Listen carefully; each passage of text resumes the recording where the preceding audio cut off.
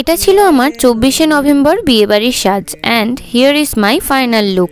এই গ্লোয়িং লুকটা আমি খুবই অ্যাফোর্ডেবল প্রাইসের মেকআপ দিয়ে করেছি। তোমরা যদি টিউটোরিয়াল জানতে চাও তাহলে আমাকে কমেন্টস করো, আমি নেক্সট ভিডিওয়ে দিয়ে দেবো।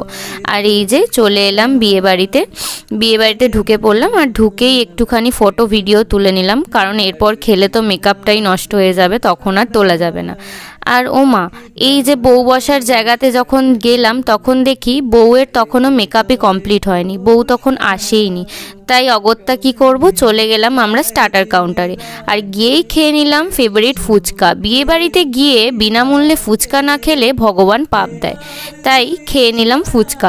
তারপরে এখানে স্টার্টারে ছিল ফিশ বল, তারপরে ছিল চিকেন সাটে যেটা তখন শেষ হয়ে গিয়েছিল, এরপর ছিল ভেজ পকোড়া, অ্যান্ড দেন ছিল এখানে চিকেন স্টিম মোমো যেটাও তখন শেষ হয়ে গেছিলো। পরে অবশ্য আমরা দুটোই খেয়েছি।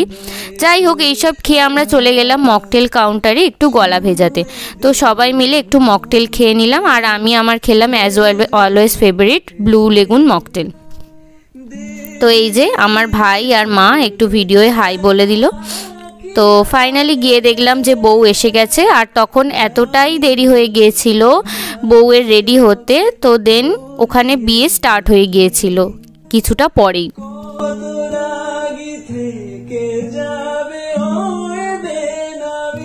তো খানিকটা বিয়ে দেখে আমরা চলে গেলাম ডিনার করতে।